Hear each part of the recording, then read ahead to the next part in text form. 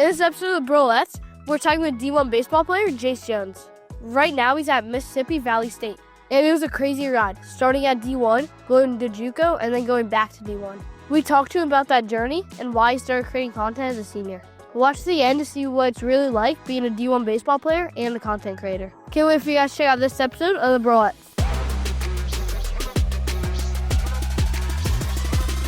This week's episode is presented by RT Shades. This is a sunglass brand I started with my dad to help athletes block out distractions. And right now you can get 2 pairs for $49 at rtshades.com. Thanks for supporting this podcast. Now head to rtshades.com. So where are you right now and how's summer been going? I'm home in Fort Myers, Florida, and summer's been going great. I didn't play summer ball this summer. I'm going into my senior year, so I wanted to work a little bit, get a little bit of money before I go head back up to school. So I've just been training and working all summer. What's a typical day in the summer like for you? What's been something you're trying to do this summer to get better on and off the field? So typical day in the summer where I'm not working, I'll wake up. One of my best friends also plays college baseball, so I'll text him, be like, hey, do you want to go up to the field and throw today? And we'll do that. After we throw, we live pretty close to a DBAT, which is like a batting cage down here. So we go there, hit for a little bit, and then after hitting, I'll just go lift and pretty much just relax, play Xbox, do whatever I want to do for the rest of the day. Living that awesome college life. Was it like having a buddy like that, living close to you? I think that's got to help with accountability and also just having somebody to go through it with you versus you trying to just do it all on your own. Yeah, I mean, absolutely. It's amazing because, I mean, there are days where he'll text me, be like, hey, like, let's go throw. And I'm like, I'm not in the mood to go throw. Like, I kind of just want to relax today. And he's like, no, like, we already didn't throw yesterday. We're going to throw today. Like, just having someone there to, like, push you along when they're on, like, the same track that you are. And it's also, like, a lot better with hitting, too, because it's like, you don't have to hit off the tee anymore. Now you can have someone throw you flips. You guys can throw to each other, see, like, an actual arm path, just stuff like that. You're heading into your senior year at Mississippi Valley State. What are your goals and expectations for yourself and your team going into your final year? Some goals, I'd say I would like to have a 10-plus home run season. I hit 7 last year, and I got stuck at 7 I think I had 7 in April. And then I kind of just like went on like a down path after that. So I would really like to have a 10 home run season.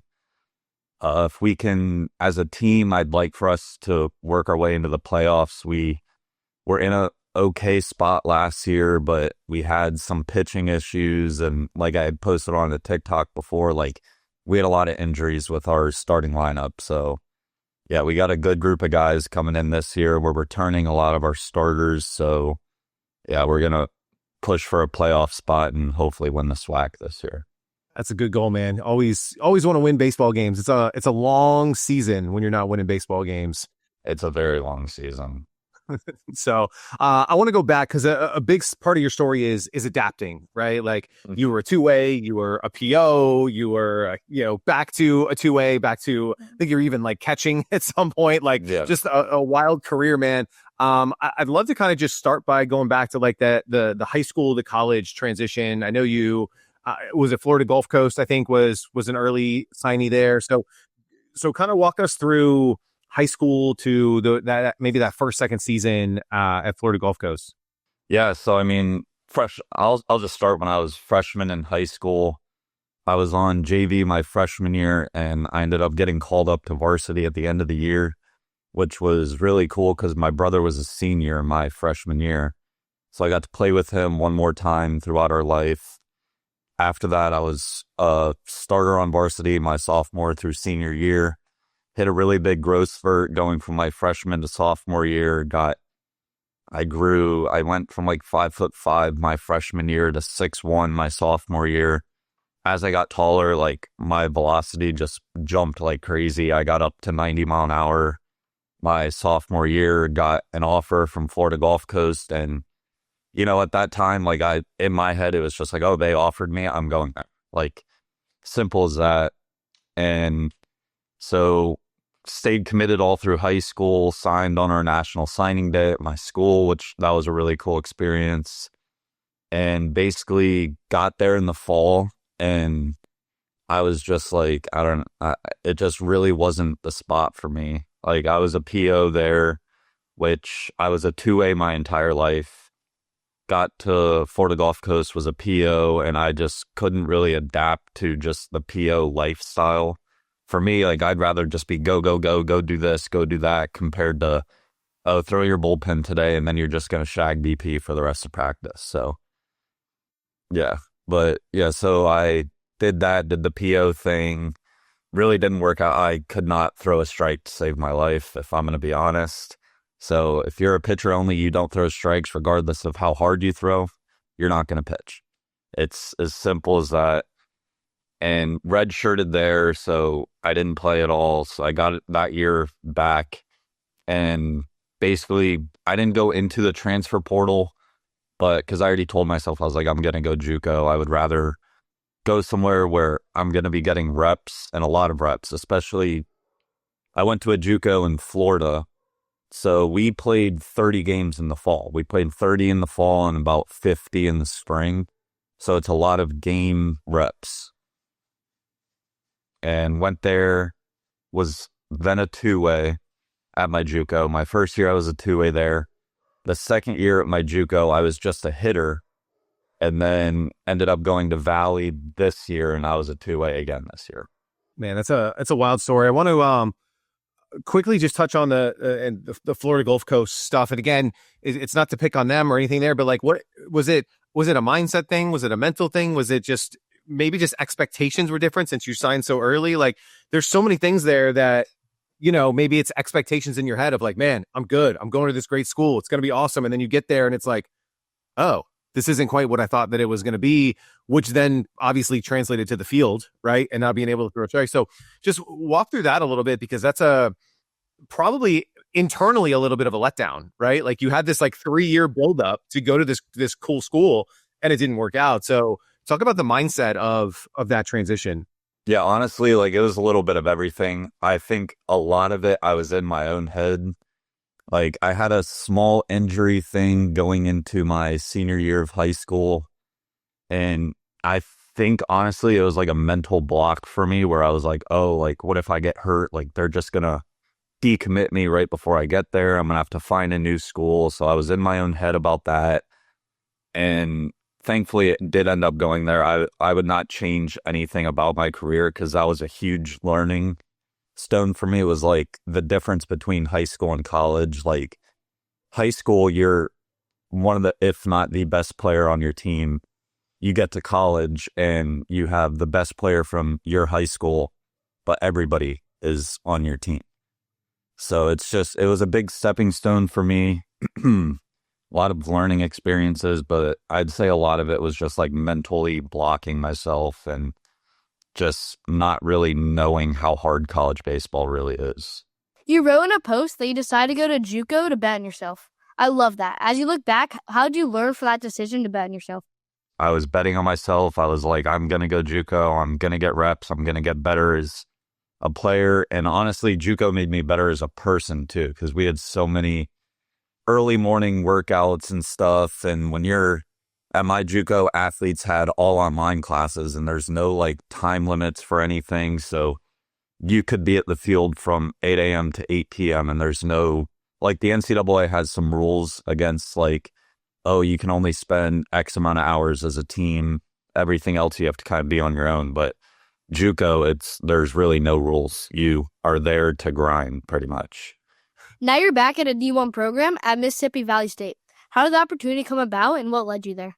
So honestly, towards the end of spring, my sophomore year at my JUCO, which was my second year, I was reaching out to schools, not getting a lot of offers, I'd say. Like, I had a few interests, had some NAIs, but I was looking at the pricing of some of these schools, and I would have been spending $30,000 a year. And I wasn't, like, I told myself, I was like, I'm not going to keep playing baseball if I'm spending $30,000 a year. And one of my really good friends, he was a pitcher at Alabama State who's in our conference. And he was pitching against Valley. And I guess he was talking to Coach Bilbrey, my head coach now, when they were playing each other. And he was like, yeah, like I'm looking for some JUCO guys. And my good friend texted me and was like, hey, like reach out to this coach. You have the numbers. Just reach out to him, see what he says. And reached out to Coach Bilbrey. He called me that night. And in my eyes, I was like, okay, you're really interested. If you call me the same day I reach out to you. And he gave me a good offer. Thanks to I had a 4.0 GPA, so I was able to get complete academic, full free tuition to go to Valley. So I was like, that's perfect right there. So no money out of my pocket, just pretty much committed within a week after he gave me an offer.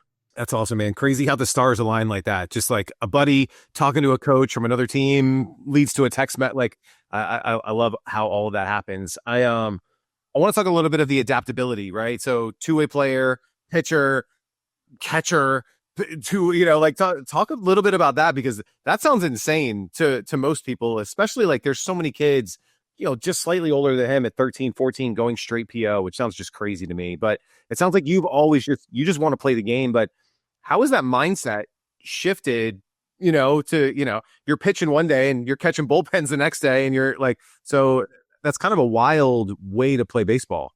Yeah, I mean, my whole life, I've always been a utility player, I would say. Like, I comfortably can say I could probably play every single position on the field besides maybe shortstop. Like, growing up, when I was young on the little field, I was a center fielder. As I got older, I started playing middle infield, played some third base. I play predominantly first base now because I'm 6'5". That's kind of the easiest place to put a tall person as first base. But this past season, our starting catcher tore his UCL like 4 days before opening night. So we were down our starting catcher, and then another catcher had some kind of ineligibility issues, so we were down to only 2 catchers on our team. And I was like, I mean, I could catch. So ended up being our catcher for the whole season, which was, I'm not even going to say it was fun. It really wasn't fun. I thought it was just going to be a short-term thing, but I mean, hey, whatever is going to get me out on the field and give our team the best chance to win, that was kind of my mindset. Was just, I'm just going to do whatever the team needs. Man, that's so cool. I do want to talk about the mindset, because we talked a little bit about the high school to initial college transition. Just you seem like you have a very strong, resilient mindset. And now as you're kind of nearing the end of your college career, like how has that changed? How have you grown as a player over the past couple of years? Because, I imagine there's a lot of players that say, nah, coach, I'm just going to stay at first base, versus going back to catcher, or like, hey, Jace, we need an inning from you, just to like, cool, got you, coach. Like that's got to make coaches just love a guy like you, because you'll say yes, whatever helps the team. Yeah. And it's honestly like you were saying earlier, like you see some of these younger kids now that are just saying like, oh, I'm going to be a PO. You never know in your career. You could tear something in your arm and you might never be able to pitch again. It's giving yourself the best opportunity to play baseball as long as possible. If you can play multiple positions and you're very adaptable, like if coach needs someone to go play here, because say you're on that verge of like you're the 10th, 11th guy in the lineup, but you're able to play multiple positions. Say if the starting left fielder gets hurt, and they're like, oh, well, number 10, he could go in the lineup, but he doesn't play the outfield. But number 11, you can play the outfield. We're going to put you in the outfield just to give you some game reps. As you know, we talked to a lot of college players who also create content. It looks like you started getting a little more serious and consistent with your content this summer. Why now? Honestly, it's just because it's my last year. I'm just going to have fun. I'm going to post. Like, I really don't care if people make fun of it. I'm the one that's posting it, not you. So I don't know why it would affect anybody else. But it's honestly, too, for the younger generation, just to see, like, I'm going to be real in my stuff. Like, I'm going to talk about how hard college baseball really is. It's just to get people ready. And kind of in my eyes, it's like stuff that I wish I knew going into college. Do you have any strategy or plan, or are you just having fun creating and documenting your journey right now? Honestly, just having fun. The one plan I have, I don't know if you guys saw it, is my like pull down to 100 mile an hour right now. So I do pull downs about once a week, and I'm just going to keep uploading that until I hit 100 miles an hour. That's awesome. That segues really good into a question we had next. One of the things I like with your content is you created a series, The Road to 100 miles an hour on a pull down. Why did you create this series, and how has it helped you both training and consistently creating this content? Yeah, so honestly, the road to 100 just kind of started randomly. The same kid that I go and hit and throw with every day. We were just throwing one day, and I was like, I'm gonna like let one eat at you. Be ready right here. And I let it eat, and he's like, dude, that was pretty hard. And I was like, oh, well, I have my pocket radar in my bag. Let's gun it and see where it's at. First throw was like 92, and I was like, oh, I think I have a little more in the tank than 92 on a pull down. So we grabbed the L screen, and he just started taking some video. And that same day, I think I hit 95, and I was like, I think if I really like work at this, I might be able to get up to 100. And I was like, that'll make a cool series right there. From a content creation side, I think it's really cool because it creates some consistency in the content. It's like an easy format that you can create, whether it, like you said, like weekly or whatever it is. So, like, all right, cool, I got to do a pull down video this week. And then, it gives your followers like something to root for, right? Like, oh, snap, you got 96 or so cool, but it allows you to have a little bit of consistency as opposed to, oh crap, what do I have to create today? Right. It's like, cool. Every week I know I at least get that. And so I think it's super smart, and it gives people something to follow along with. And, hopefully there's a payoff at the end. You hit that 100, and, it'd be pretty cool. Coach might be like, hey man, we might need a couple more innings from you if you do that. But yeah, I mean, I'm fine with that. Right now, you're mostly posting your videos on TikTok and not Instagram. How come?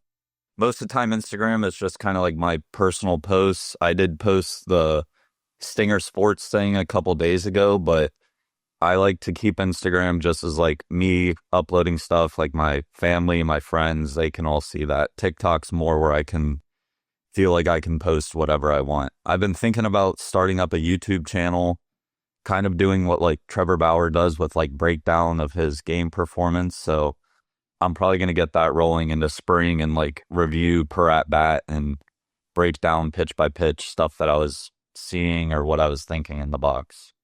Man, I've always thought, we've talked to a couple college guys about that. Like, I love that format, right? Of just like, hey, here's what I was seeing. Here's first, I was thinking fastball and he threw slider and this happened and this. And like, this is why I chased, because I was thinking, whatever that it was. And again, I think you mentioned it earlier, is like documenting it because it's freaking hard, right? Like, you have all the data, the scouting reports, you're practicing every day. It's a hard sport. And so seeing you, like, players actually at a high level think through the game is a great way to get back. And then also just show people, man, like, this is hard, dude. I just had a 97 mile an hour fastball, and now I got a 12.6 come in, and and so I think that format would be really fun to do. Yeah. You highlight some of Stinger's products in your videos, from their bats, their batting gloves, to their arm sleeves. How did you connect with Stinger, and what made you start highlighting their stuff? With me, for arm sleeves, it's like I'll get them on and they just like slide and move around and everything. And one of my teammates actually had a Stinger arm sleeve that he got on Amazon, and I really liked it. So I bought one for spring last year, matched our colors perfectly, stuck to my arm, didn't move around. And it's like, I don't know the material. It's not like dry fit. It's more of like a sock or wool material. And so I used that all spring, and I kind of just reached out to them on Instagram, and then I got their email, talked with them for a little bit, and they were just like, hey, like, if you continue to post some of our stuff, like, we'll send you some stuff. And yeah, I mean, it's been awesome. I really like their arm sleeves. Their batting gloves I've only been using for a couple weeks now, but they're still holding up. The bats I'm still breaking in, so I'm excited to see where that goes. We've gotten to interview Brandon on the podcast. We get to hang out with him at the College World Series. they're one of the most genuine companies like on the planet, and they make really, really cool gear. I think their mission is great. I mean, he put the arm sleeve on and like instantly was like, whoa, this is like the best arm sleeve, because he's a smaller guy, right? And so same thing is they would always, you can't be at shortstop doing this every 2 seconds. And but man, they're such a great company, and I'm so glad you hooked up with them. What I love about that, so even the reason that you were talking today is like you're just cold messaging people, and I think that that's I think it's so cool because where you're playing right now, like you're not at a University of Florida or wherever where NIL deals are flush, or like there's a lot of inbound. You have to kind of create opportunity for yourself. And so talk a little bit about that, as it sounds like you're kind of in those starting stages of just like, hey, Stinger, I'm wearing some of your stuff. It's kind of cool. Hey, Greg and Cole, like I got your shades and they're kind of cool. But like, talk about that, because if you don't create opportunity for yourself, there's not a whole lot of opportunity coming inbound to you and your team right now. I started reaching out to companies, I'd say, over the summer. Before, I was kind of afraid because like you said, Mississippi Valley State, honestly, most people have probably never heard of our school. And it's not a school where it's like, oh, MVSU, that's a huge no. So you got to make your own opportunities. And I was a little afraid to reach out to companies until one day I asked ChatGPT, I texted them and I was like, hey, of like my following, what companies do you think it would be possible for me to reach out to? So got a list of companies, started DMing some of them on Instagram. And then I noticed like the worst thing they're going to say is no. Like it's as simple as that. Like I'm trying. So yeah. And if stuff ends up coming from it, I have no problem posting anything that they want me to post. So yeah, I've reached out to a couple companies, and I actually got, I have some right here. I got these like hydration sticks too from Venture Pal. So I got a bunch of stuff from them that they want me to film a video with my team when I get back up to school of like everybody trying it and giving like an honest review. So I think that's awesome, man. It's something I've been teaching him for the past year that we've been doing this, is like, shoot your shot. Like there's the two worst things that can happen is you get no response, which is what happens most of the time. Like they just ignore you completely, or they're just like, hey, nah, like it's not for us. Mm-hmm. But even being at the school that you're at right now, because of things like TikTok, you can reach more people than ever before, right? So, yeah, by you creating like a day in the life of a D1 kid or a D1 player, like you can reach thousands of people, tens of thousands of people, and it doesn't matter what school you go to anymore. I mean, some of our best interviews, like Max Freeze, who is at a D3 school, and he would say that like their recruiting director would come to him and be like, keep posting videos because we got kids that want to play here because of your videos, and it's like, we had a track guy too, Rob Hoop. He's a track and field guy at like Tennessee, like a middle Tennessee Western State, like one of those schools. And he's like, man, every time that someone wants to come play football here, they call me over because I got, 500,000 followers. And they're like, yo, meet the TikTok kid, and it helps the school. Yeah. Like you said, like, reaching out, I think is just one of the coolest things. And I can see in your content, like you're genuine, you do the right thing. So yeah, keep going, man. I've been, again, like really only serious for the past month or two. Imagine what could happen in a year, if it keeps up. So hopefully that's encouraging that, you're getting some yeses already. Yeah. I want to talk about kind of the college path right now, right? Kind of an untraditional path for you, but what advice do you have for kids who are going through recruiting that maybe they think it's D1 or bust, or like I would never play for a JUCO, or they don't quite understand how the landscape is changing, even from probably when you were in high school till now, it's a completely different world. So, if you had a 13, 14-year-old kid coming up to you right now being like, Jace, like, what should I do? What's the path? Like, what advice would you have for them? Yeah. So I kind of had that mentality in high school where I was like, oh, it's D1 or bust, D1 or bust. And when I tell you there is talent, regardless of the division you're in, the conference you're in, and everything. Like I don't know if you guys know who Brian Holiday is. He was a pitcher for Oklahoma State, I think 2 years ago, got drafted in like the second round. So the JUCO I was at, we faced him multiple times. He was at Central Florida JUCO. So we got to face him like 4 times, and he was 94, 95 in JUCO. When I was at Florida Gulf Coast, it was rare to see an arm that was 94, 95. And I went JUCO and I saw multiple 94, 95 arms. So it's like there's talent everywhere you go. Like my buddy that I train with, he's at an NAI, and he was saying they faced a kid this year that was up to 100. And like Southeastern down here, and it's like Lakeland, Florida, we used to play them in the fall. They had a kid that was up to like 98 against us. I know they had a kid that was up to 102 on their team a few years ago. So especially now with like pitchers are throwing harder than ever before, like there's going to be talent everywhere you go. So yeah, I mean, so the whole D1 or bust thing, it's like, it really doesn't matter. And like, if you do end up going to like a D2 or something and you still want the whole D1 resume, you can enter the transfer portal, which that's a whole other discussion, but that's wild, man. Crazy. Like the competition level across the board in college right now is insane. And you know, like a lot of players are looking to do what you did is, all right, let me go play some JUCO. Let me get some real reps. Let me build a resume so that I can go finish my college career at an LSU or, you know, wherever, right? It doesn't matter. But that's it's a wild world, man. It's going to be even crazier in a couple years for him. So it's nuts. yeah. If you had an unlimited budget to create content and grow your brand online, what would you spend it on? I don't even know, honestly. I would probably just maybe do a series of like the most expensive bats you could find and get like exit velos with those.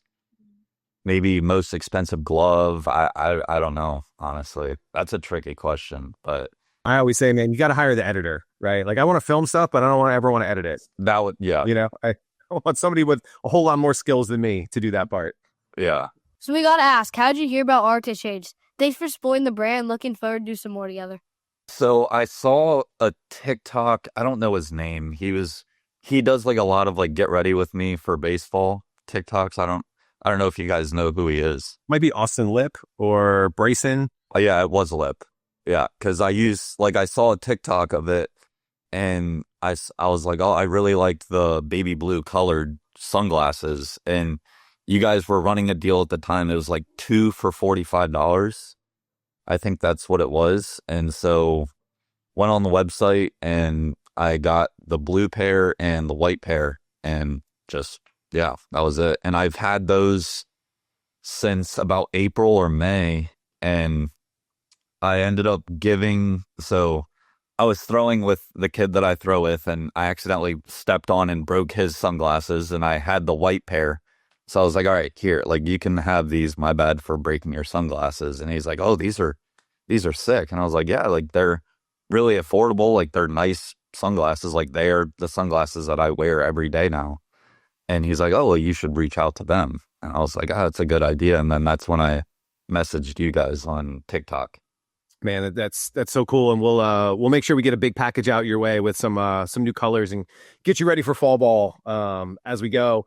We're gonna wrap up here. He's got some rapid fire questions, so just kind of first thing that comes to mind, and let's have some fun with it. Mm-hmm. What's your favorite pregame meal? Chicken Alfredo. What's the coolest place you ever gotten to play in?